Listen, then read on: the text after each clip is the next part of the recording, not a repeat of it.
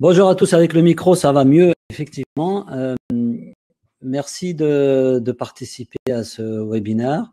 L'idée aujourd'hui, c'est de voir comment est-ce qu'on peut faire le plein d'opportunités qualifiées quand on est une boîte industrielle, quand on veut développer son business.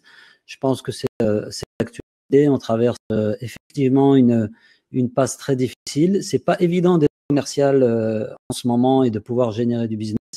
Donc, on va essayer de voir qu'est-ce qu'on peut mettre en place rapidement comme actions qui peuvent permettre d'espérer remplir le pipeline pour quand cette mauvaise passe sera terminée. Avant d'attaquer, je me présente très rapidement. Donc, pour reprendre, Karim Bourras de l'agence NIL. L'agence NIL, on est une agence qui est spécialisée dans l'accompagnement de PME et on les aide à grandir, on les aide à générer du business, à réengager leurs clients, à générer des leads. Bref, on essaye d'accompagner des dirigeants de PME industriels à grandir et à développer leur business. Ce webinaire, il vous est bien sûr proposé en partenariat avec Webikeo. Il y a quelques temps, Webikeo a lancé une chaîne dédiée à l'industrie et notre webinaire d'aujourd'hui s'inscrit dans une série je crois, d'une bonne dizaine de webinaires sur 2 jours. Il y a plein de thèmes qui sont traités, tous sur le thème de l'industrie. Je vous invite à jeter un œil sur le site de Webikeo et à voir s'il n'y a pas d'autres sujets qui peuvent aussi intéresser vos équipes. De quoi on va parler aujourd'hui? Première chose, on va essayer de comprendre ce qui a changé, comment le comportement d'achat dans le secteur industriel a évolué et qu'est-ce qui fait qu'aujourd'hui, générer des opportunités qualifiées, ça se fait de manière un peu différente de la façon dont on le fait il y a peut-être encore 4, 5 ou 6 ans.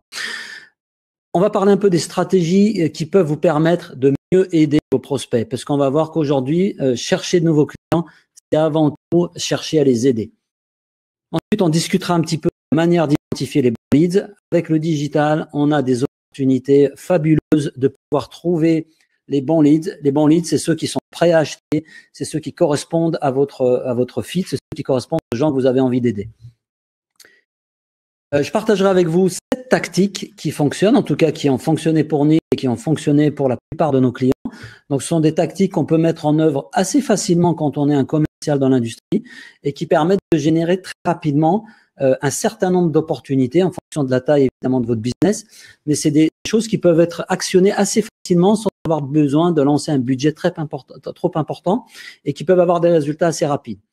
Et on gardera un temps pour les questions et le feedback. Alors, qu'est-ce qui a changé? Alors, je vous rappelle pour les questions, vous regardez dans le panel, qu'est-ce qui a changé? En fait, c'est assez simple, c'est qu'on se rend bien compte que le digital a complètement changé la façon dont on achète. C'est valable en B2C, c'est-à-dire qu'aujourd'hui, si vous consommez, si vous achetez, vous le faites en 2020 d'une manière très différente de ce que vous avez pu faire il y a encore une dizaine d'années. Si vous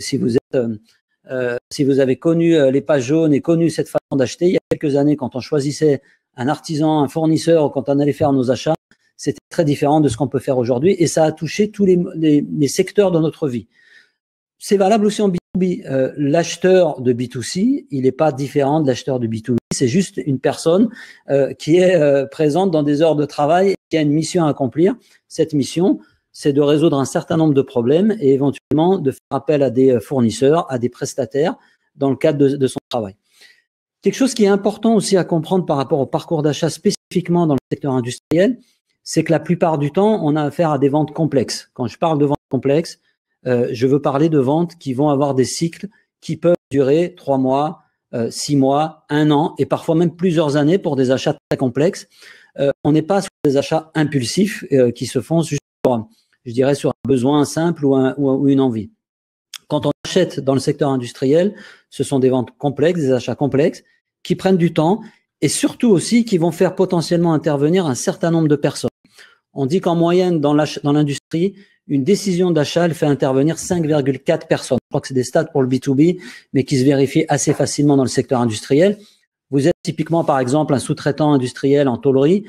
Vous avez besoin de parler à l'ingénieur qui va designer, par exemple, des machines sur lesquelles vos pièces de tôlerie pourraient venir s'incorporer.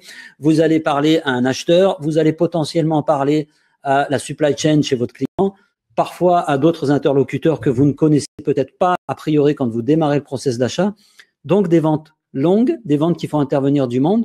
Donc, aujourd'hui, la façon d'acheter, elle a beaucoup évolué.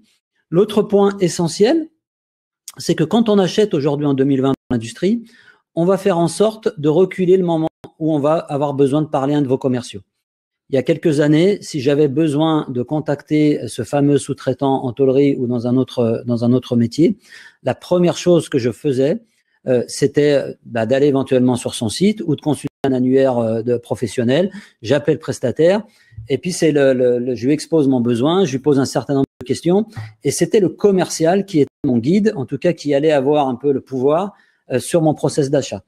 Aujourd'hui, il y a tout un tas de statistiques qui prouvent que quand vous démarrez, quand vous identifiez un besoin et que vous êtes un industriel et que vous voulez acheter des produits ou acheter des services, eh ben vous allez reculer le moment où vous parlez commercial puisque vous allez faire un certain nombre de recherches sur Internet, via Google, sur des groupes LinkedIn, sur des sites web de référence où vous allez trouver un certain nombre d'infos. Et le moment où vous allez parler au commercial, vous aurez déjà fait 70 à 80% de votre parcours d'achat. Et en gros, vous allez appeler le commercial quand vous aurez déjà quasiment mûri votre réflexion. Donc, il faut, en tant que commercial industriel, dans l'industrie aujourd'hui, il faut arriver à comprendre ça et à le gérer. On ne peut plus vendre aujourd'hui comme si tout cela n'existait pas. Ça veut dire que vous ne pouvez plus vendre en arrivant avec un pitch. Vous ne pouvez plus vendre en essayant de closer à tout prix le deal. Moi, j'ai l'habitude de dire que l'ère du always closing ne fonctionne plus. Vous n'êtes pas dans une démarche où il faut closer à tout prix. Vos prospects ont pris le contrôle. Donc, il faut changer aussi votre façon de vendre. Il faut changer votre façon d'aller trouver ces prospects-là parce qu'ils ne répondent plus au téléphone comme ils faisaient il y a quelques années en arrière. Et donc, vous avez besoin de changer un peu de paradigme.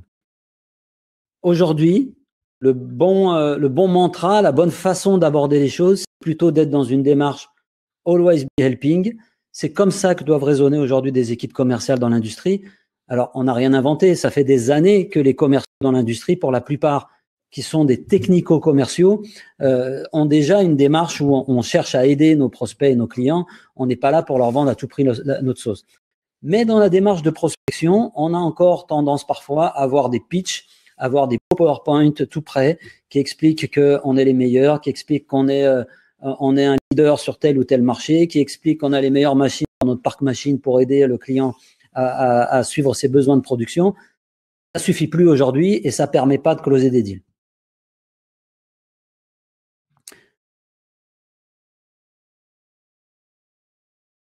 Donc, always be helping, chercher à aider, et ça va faire partie des stratégies qu'on va mettre en œuvre aujourd'hui pour mieux aider nos clients. Donc, 3 stratégies importantes pour aider vos clients aujourd'hui et déterminer si vous avez une chance de vendre ou pas. La première chose pour aider vos clients, c'est de déterminer si le prospect a un problème que vous pouvez résoudre. C'est pas la peine d'aller démarcher des gens qui n'ont pas besoin de vos services, en tout cas qui n'ont pas le problème que vous savez résoudre. Donc, on essaye de vérifier que le client est un bon fit. Et ça, c'est super important en tant que commercial parce que si vous gaspillez votre énergie, par exemple, en achetant des listes de contacts et en essayant d'appeler tous ces contacts-là, vous tapez un peu au hasard. Alors, vous avez peut-être des chances de tomber sur des affaires intéressantes, mais vous gaspillez énormément d'énergie et vous avez du mal à vous concentrer sur les prospects qui ont réellement besoin de vous, ceux qui peuvent être un bon fit pour vous. Donc, l'idée, c'est déjà ça. Comment on peut déterminer si un prospect a vraiment besoin de mon aide? Aujourd'hui, on a le digital, on a des technologies qui vous permettent de le faire. On en parlera un petit peu tout à l'heure. Le deuxième point, dans les stratégies qui peuvent vous aider à mieux aider vos clients, c'est de comprendre aussi où le client se situe, où le prospect se situe dans son parcours d'achat. Quand on est sur des ventes complexes comme dans l'industrie, on a différentes étapes dans le parcours d'achat. Donc, en marketing, on parle principalement de 3 étapes. Une étape qu'on appelle awareness, c'est-à-dire que je prends conscience que j'ai un besoin ou un problème. Exemple, mon fournisseur habituel m'a planté ou n'est plus capable de répondre à mes besoins. J'ai un nouveau besoin parce que je veux développer un nouveau produit ou j'ai attrapé un nouveau client qui me demande des choses que je n'ai pas l'habitude de faire. Donc, je vais commencer mon parcours recherchant des remèdes à mon besoin ou à mon problème. Ça, c'est l'étape d'awareness. Ensuite, on va passer dans la considération. Je vais déterminer plusieurs solutions possibles. Imaginons que j'ai besoin d'une nouvelle pièce, de faire fabriquer une nouvelle pièce pour une machine. J'ai peut-être des possibilités en plastique, en métal. Donc, je vais évaluer ces différentes possibilités pour la même pièce? Est-ce que je travaille plutôt avec des plasturgistes? Est-ce que je travaille plutôt avec des tôliers ou avec des mécaniciens? Je suis dans une étape de considération où je compare les différentes solutions, les différents remèdes à mon problème possible. Et enfin, phase de décision. Donc là, c'est la dernière étape du parcours d'achat. J'ai décidé de faire fabriquer ma pièce en métal et là, je vais commencer à chercher les bons prestataires. Je vais les comparer entre eux et vous comprenez très bien que en fonction de la position de votre client dans ces 3 étapes, vous ne pouvez pas avoir le même discours. Je ne vais pas expliquer à un prospect qui vient tout juste de découvrir son besoin que je suis le meilleur pour répondre et que j'ai toutes les certifications ISO qu'il faut. Ça, je lui en parle plutôt en fin de parcours d'achat sur l'étape de décision. En étape awareness, je vais plutôt lui donner des conseils pour bien dimensionner sa pièce, lui donner des comparatifs sur les résistances des différents types de matériaux, etc. Donc, je vais plutôt avoir une approche assez généraliste.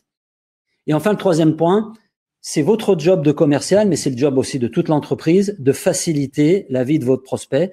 C'est pas au prospect de s'adapter à vos process commerciaux, c'est à vous d'éliminer les frictions sur son parcours. Moi, ce qui m'étonne souvent, c'est que quand vous êtes commercial dans l'industrie et que vous êtes en place depuis un certain temps, les questions de vos prospects, vous les connaissez déjà.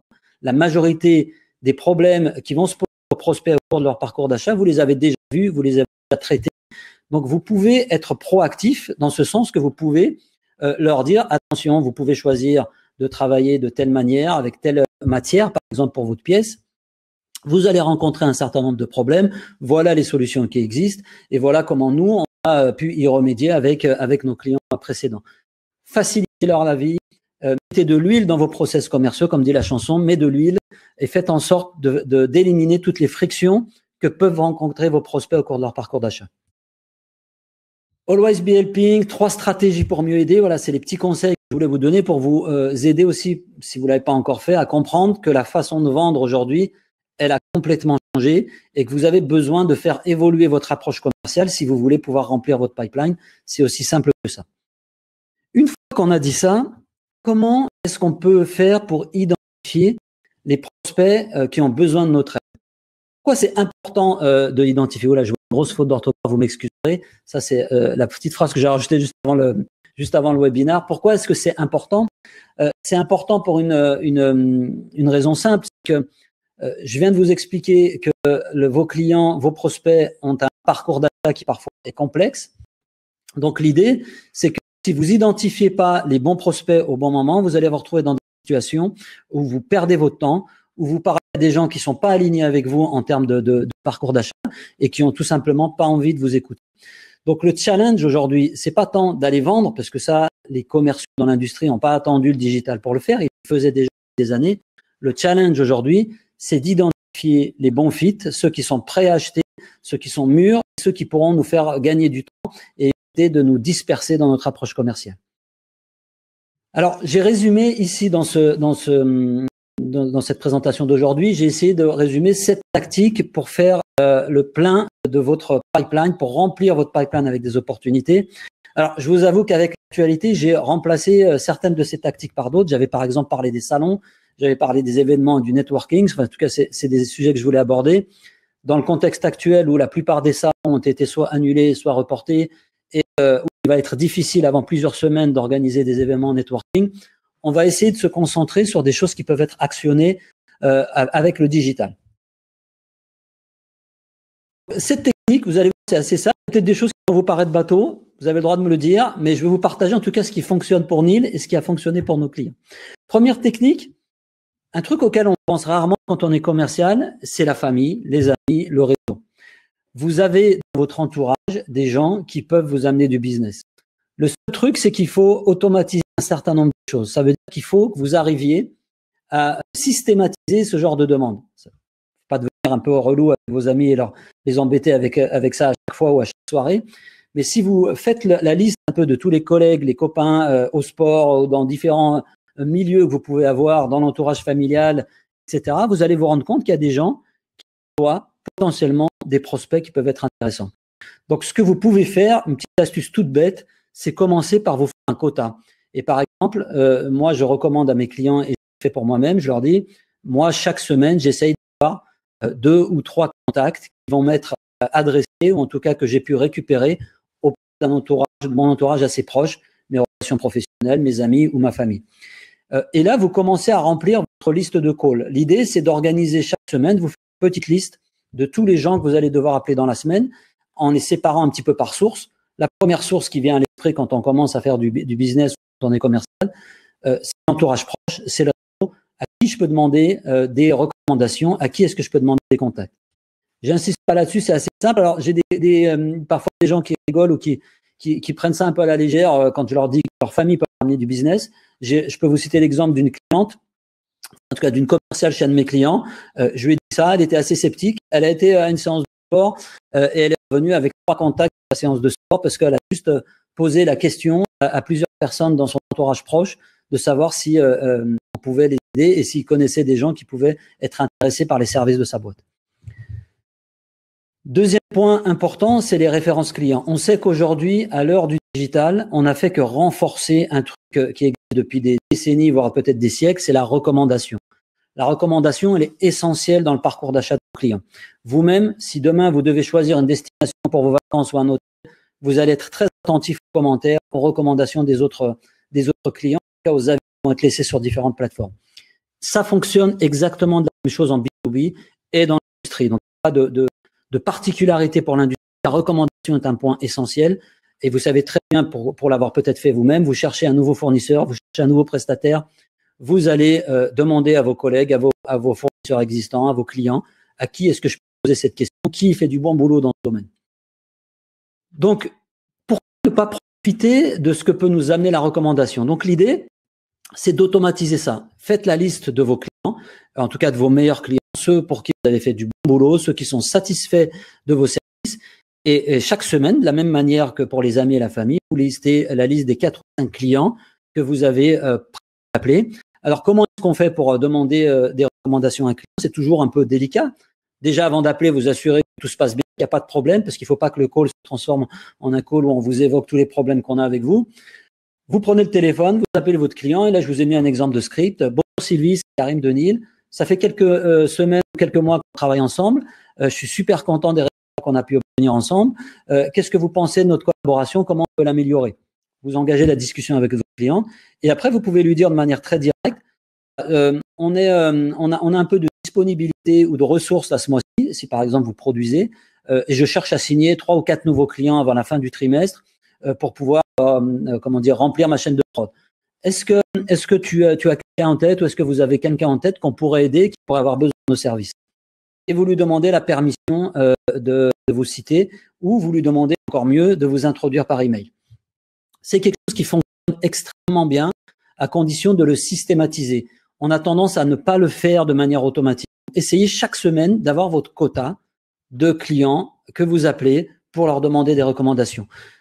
Si vous avez besoin d'affaires dans votre pipeline, moi, je commencerai vraiment par ça, travailler sur les clients existants. Toujours dans les clients existants, il y a quelque chose qui est très intéressant dans le domaine industriel, c'est que vous êtes souvent assis sur une mine d'or sans forcément l'exploiter. Ce que je veux dire par là, c'est que la plupart des boîtes industrielles, elles sont pas nées hier. On n'a pas affaire à des startups qui ont 2 ou 3 ans d'existence. Donc, ça veut dire que vous avez une base client. Vous avez des gens qui vous ont commandé il y a peut-être 10 ans, il y a peut-être 15 ans, il y a 5 ans, 3 ans, qui sont dans vos fichiers. Alors, vous n'avez peut-être pas de CRM et vous avez juste un fichier Excel. Prenez le temps d'analyser votre fichier Excel et essayons de réfléchir à comment on peut réengager soit des clients existants qui sont déjà clients chez vous, soit des clients qui n'ont peut-être pas acheté depuis 1 an, depuis 2 ans. Vous avez des outils marketing pour ça, mesurer la fréquence d'achat, le panier moyen, et vous allez analyser comment est organisée votre base client. C'est un travail que je vous recommande de faire. Essayez aussi d'interroger vos clients et de leur demander est-ce qu'ils connaissent l'ensemble de votre offre. Vous seriez surpris de la question. Prenez 10 de vos clients, appelez-les, dites-leur quel pourcentage de notre offre, et essayez de savoir quel pourcentage de votre offre vos clients connaissent-ils. Souvent, quand vous êtes un industriel, je prends un exemple de quelqu'un qui fabriquerait par exemple des solvants ou qui serait dans la chimie, il fabrique peut-être des lubrifiants, des solvants, des graisses. Tiens, j'ai vendu des graisses à des usines Peugeot dans le nord de la France. Peut-être que ces mêmes usines auraient besoin également de lubrifiants. Vous seriez très surpris des réponses. Demandez à Peugeot, si c'est votre cas, est-ce que vous savez qu'on fait aussi des lubrifiants? Je peux vous garantir que la plupart du temps, vos clients ignorent l'étendue de votre offre de service ou de votre offre produit. Donc ça, c'est quelque chose qui est très intéressant. Essayez de réengager votre base. Ça se fait par téléphone. appelez votre portefeuille client. Avant de les appeler, identifiez quelles pourraient être des bonnes opportunités d'upsell, de cross-sell sur des comptes clients que vous avez déjà en portefeuille. Et faites-vous un plan. Pour chacun des clients, mettez-vous en face, tiens, lui, il a acheté tel produit, on pourrait essayer de lui vendre telle ou telle chose, il pourrait être intéressé par telle ou telle autre solution, tel ou tel produit. Vous l'appelez, vous lui demandez très naïvement quel pourcentage de notre offre de service, à votre avis, vous connaissez. Est-ce que vous saviez qu'on fait ça? Est-ce que vous saviez qu'on vend aussi ça? Est-ce que vous saviez que des entreprises comme vous qui travaillent déjà avec nous pour tel sujet, on peut ou on les a déjà aidés sur tel autre sujet? Donc la question, elle commence par, saviez-vous que… Faites le test et dites-moi comment ça fonctionne. Quatrième source de prospects où vous avez là encore une mine d'or, on parle tous les jours, toutes les semaines, tous les mois à tout un tas de personnes et parfois avec des devis ou des opportunités qui vont pas au bout. On a souvent tendance à les oublier. C'est-à-dire que quelqu'un vous appelle, vous demande une proposition commerciale, vous discutez avec eux pendant 2 ou 3 mois, vous avez collecté un certain nombre d'informations. L'affaire ne va pas au bout pour X raisons. Peut-être que vous êtes trop cher, que la boîte n'était pas mûre, peut-être qu'un de vos concurrents est passé par là, a raflé la mise. Rien ne vous empêche d'appeler ces opportunités perdues.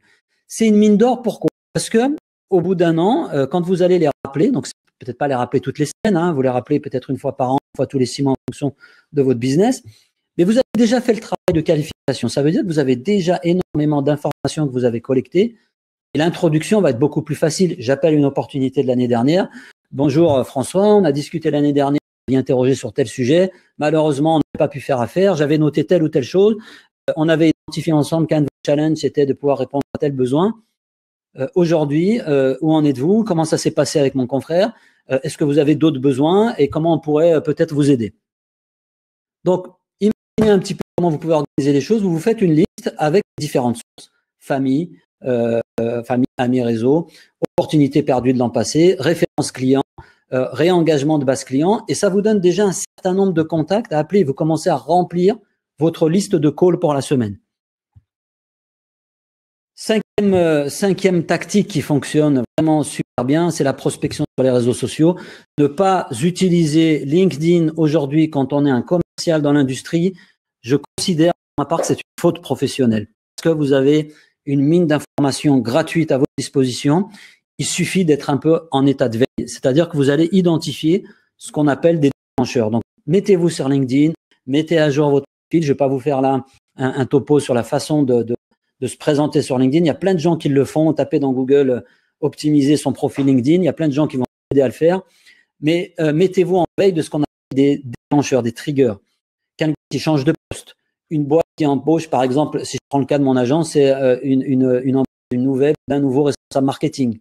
Un changement d'action. La fusion de boîtes entre elles.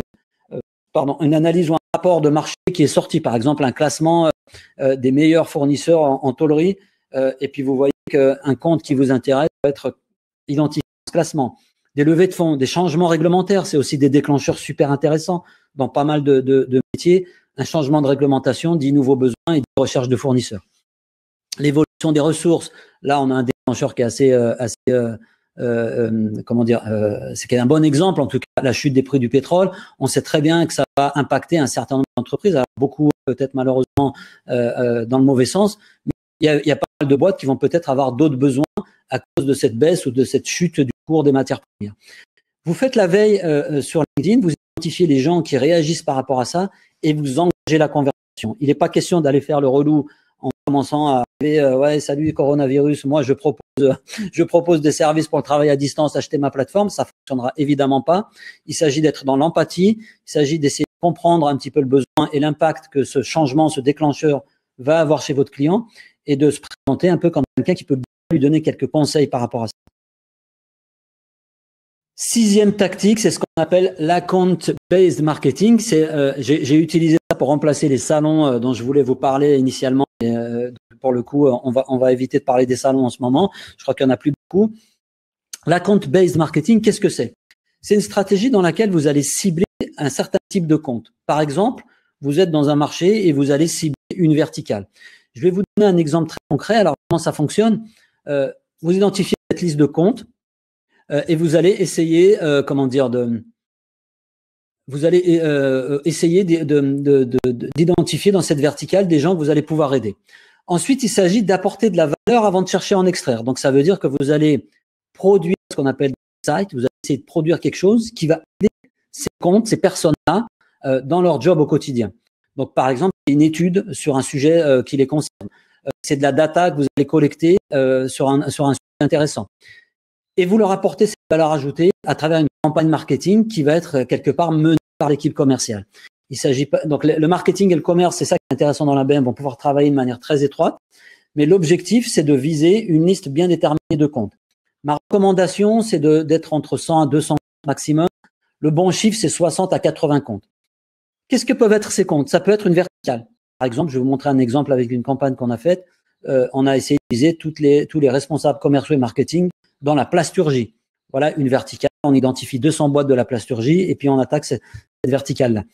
On peut aussi viser des gens dans la même boîte, dans un grand compte par exemple. Imaginez que vous êtes déjà fournisseur d'une usine Peugeot, d'une usine Renault en France et vous aimeriez toucher toutes les autres usines Renault. Vous allez mettre en place une campagne d'account-based marketing pour toucher tous les directeurs d'usines de tous les sites Renault en France ou en Europe. Et donc, vous allez produire un contenu spécifique pour ces gens-là avec un apport de valeur ajoutée important. On diffuse ces contenus avec des outils marketing, évidemment. Un exemple à quoi ça ressemble, on a mené une enquête plasturgie il y a quelques temps. Donc, l'idée, c'est déjà de construire une enquête. Et on s'était rendu compte que les responsables marketing dans la plasturgie, comme dans beaucoup de secteurs, manquaient de data. Et on s'est dit, on va leur ramener ces data. Donc, on a lancé une grande enquête où on a eu quelqu'un qui a passé des coups de fil à des dizaines et des dizaines de responsables marketing. On a ciblé à peu près 200 entreprises. On les a toutes appelées une par une pour leur demander quelles étaient leurs pratiques marketing et commercial aujourd'hui en 2020. On leur a demandé de répondre à un formulaire en ligne. Et derrière, avec ça, on a produit un e-book. Donc, on a déjà une première opportunité de prise de contact qui n'est pas très commerciale puisqu'on va juste les appeler pour qu'ils répondent à une enquête. Et donc, c'est le commercial qui fait ce job-là. On mène une enquête, on a besoin de vous. On crée un e-book sur les pratiques marketing et commerciales dans l'industrie. Et pour promouvoir cet e-book, on va envoyer des emailing, on va appeler les gens, on va faire des séquences d'emails qu'on va envoyer à des personnes très ciblées et notamment celles qu'on avait interrogées. On va publier des messages sur les réseaux sociaux. Mais avant tout, l'e-book qu'on a produit amène beaucoup de valeur à ces responsables marketing. Et donc, ça nous donne un prétexte très intéressant, une excuse super intéressante pour entrer en relation avec eux. Pour vous donner un petit ordre de grandeur de ce que ça peut apporter, 200 entreprises ciblées, 128 réponses au questionnaire, à l'enquête qu'on avait mis en ligne sur un Google Doc. On a derrière produit cet e-book. On a réussi à fixer sur ces 200 entreprises 18 rendez-vous, ce qui correspond chez nous à 18 opportunités ouvertes. Et moi, ça m'a ramené sur cette campagne ABM l'année dernière, là en 2019, 3 affaires signées, ce qui représente 160 cas. C'était une part non négligeable de mon chiffre d'affaires de l'année dernière. Donc, vous pouvez systématiser cette approche et mener ce type de campagne dans vos domaines en mettant en avant votre expertise et en proposant quelque chose que les gens arrivent à réunir, de la data. Vous pouvez vous positionner comme un animateur, comme un médiateur en allant collecter cette data et en la rediffusant, en l'étudiant, en l'analysant et en la proposant, toujours dans le but d'aider les comptes que vous ciblez. Donc, il ne s'agit pas de faire un e-book pour promouvoir une boîte, il s'agit bien de leur amener des insights, des contenus qui vont les aider à peut-être à changer d'état d'esprit ou à changer de mindset. Voilà, je vais à tous les participants du webinaire, je vous enverrai ma présentation, vous aurez des liens qui vous montreront un peu à quoi ressemble cet e-book, à quoi ressemblent ces billets de blog, je vous mettrai les liens, vous pourrez aller voir concrètement. Tapez Account-Based Marketing dans Google, vous avez aussi énormément de sites qui proposent des ressources à ce sujet-là. Dernière source de lead qui n'est pas la moins importante aujourd'hui, en tout cas sur la plupart des entreprises qu'on accompagne et sur l'île aussi, c'est notre source principale d'opportunités, c'est ce qu'on appelle les leads inbound, c'est-à-dire qu'on va essayer d'industrialiser la génération de leads inbound pour entrants. On met en place une stratégie de marketing, en tout cas une stratégie de content marketing qui va permettre d'attirer du trafic sur votre site web et en faire en sorte que le site web devienne le premier commercial de l'entreprise. Donc, ces contenus-là, ils attirent des visiteurs. Ces visiteurs-là, on va mettre en place une stratégie pour les convertir. Donc, on met en place des formulaires, des call to action avec un entonnoir de conversion et on récupère à la sortie des leads qu'il faut qualifier. On vérifie que ces leads sont qualifiés. On les envoie à l'équipe commerciale. Sur un site aujourd'hui qui génère, par exemple, 10 000 visites mensuelles, vous pouvez viser au bout d'un an de travail, vous pouvez viser 2% minimum de taux de conversion, ce qui peut représenter 200 contacts par mois pour un site de 10 000 visites. Donc, ça veut dire que vous allez industrialiser les choses, pardon. Si vous avez 10 000 visites et que vous générez 200 contacts par mois, tous les mois, vous êtes capable derrière, avec vos datas commerciales, de dire ces 200 contacts, on sait qu'on va en traiter 50 qui vont être qualifiés. Sur ces 50 contacts, moi, je suis capable, avec mon équipe commerciale, compte tenu des stats et des datas que j'ai, d'en convertir 30%. Donc, peut-être une douzaine derrière de leads qualifiés qui deviennent clients. Et vous avez beaucoup plus de vision sur votre business, vous industrialisez les choses et vous avez un flux continu de leads, ça reste quand même la meilleure source. Alors, quelques conseils avant de vous quitter, le temps passe vite, je voudrais laisser un petit peu de temps éventuellement aux questions. Le premier, c'est que la meilleure façon de remplir son pipeline, ça reste de téléphoner, c'est-à-dire que tout ça, ce sont des techniques, des astuces. Il ne se passera rien, évidemment, pour remplir votre pipeline si vous ne téléphonez pas. On sait aujourd'hui, en tout cas c'est quelque chose que je constate tous les jours, très souvent les commerciaux dans l'industrie sont des gens issus de la technique, sont des ingénieurs commerciaux, des technico-commerciaux. Ce ne sont pas des commerciaux first, ça veut dire qu'ils n'ont pas forcément une culture de la prospection agressive telle qu'on peut l'imaginer. Donc ça veut dire que parfois vous allez avoir besoin peut-être, si vous êtes commercial dans l'industrie, d'être accompagné pour prospecter de manière un peu plus assidue. La bonne nouvelle, c'est que si vous approchez avec ce mantra « Always be helping », vous allez toujours être plutôt bienvenu puisque vous n'allez pas faire du cold calling, mais vous allez plutôt faire du warm calling, c'est-à-dire que vous allez appeler des gens qui potentiellement ont été identifiés comme des gens qui peuvent être intéressés par vos services. Ça, c'est la première chose. La deuxième chose, c'est que la technologie joue un rôle super important. Votre CRM devrait être connecté à votre site web et vous avez une des sources que j'ai citées aujourd'hui, vous devriez aujourd'hui avoir un tracking de tout ça.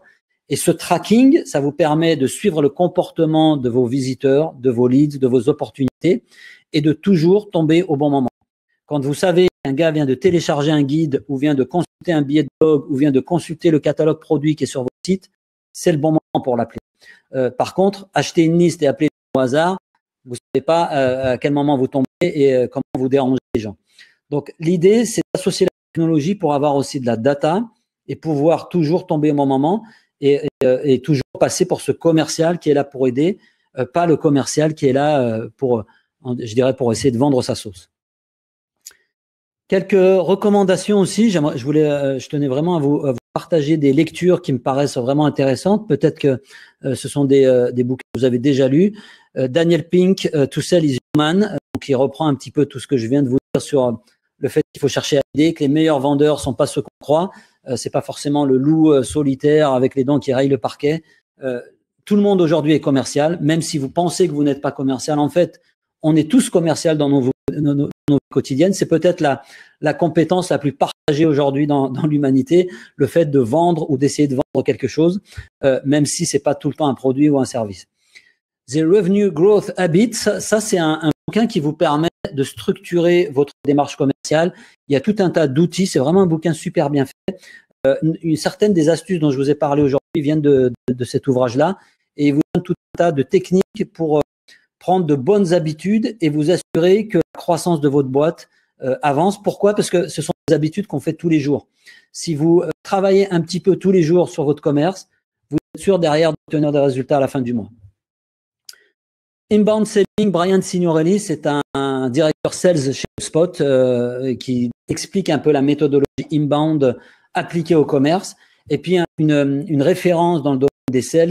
Si vous êtes commercial, je vous recommande, ça devrait être un bouquin qu'on fait lire dans toutes les écoles de commerce, The Challenger Sale. Il y a un autre bouquin qui s'appelle The Challenger Customer, des mêmes auteurs. Ce sont des ouvrages qui expliquent qui sont les meilleurs commerciaux et comment ils réussissent. C'est décortiqué de manière scientifique et vous allez en tirer plein d'insights et de façons de travailler si vous voulez être un commercial, je dirais, de 2020, quoi. Voilà un petit peu pour les références. Dernière chose que je peux partager encore avec vous pour vous aider en termes de bonnes pratiques. Il y a des cours en ligne aujourd'hui. On a aujourd'hui des contenus partout. On peut pas rester dans son coin et pleurer parce que le pipe se remplit pas, parce que les gens répondent pas au téléphone. On sait aujourd'hui, là précisément au moment où je vous parle, que les temps, c'est pas les meilleurs pour des commerciaux. Je pense que tout le monde a autre chose que le business en tête en ce moment. On pense à notre santé, on pense à protéger nos proches et à préserver nos business. On va peut-être pas prospecter aujourd'hui, mais c'est peut-être justement un bon moment pour se poser, pour réfléchir sur ses pratiques et pour préparer la suite. Parce que ça va redécoller, on sait très bien que c'est un passage et que derrière, il faut être prêt quand ça va redécoller. Une façon d'être prêt, c'est de commencer à faire évoluer ses pratiques et c'est par exemple d'aller essayer de passer un certain nombre de cours, de certifications en ligne. Je vous invite à aller sur l'Académie HubSpot. Il y a plein de cours gratuits dédiés aux équipes commerciales qui peuvent vous aider à adopter ces nouvelles pratiques, à adopter ces méthodes. Il y a plein de ressources. Tout est gratuit. Il suffit de vous inscrire sur le site d'HubSpot. Vous tapez HubSpot Academy et vous regardez un petit peu les ressources. La plupart des certifications sont accessibles, même si vous n'êtes pas client d'HubSpot, et il faut en profiter. Vous pouvez aussi, pour conclure, aller sur notre blog. On essaye de partager un certain nombre d'e-books, de webinars comme cela, de vidéos, d'articles. Donc, essayez d'en profiter. Faites-nous un feedback si vous trouvez que je raconte des conneries, n'hésitez pas à me le dire. Si vous avez apprécié certaines choses, n'hésitez pas à me le dire aussi.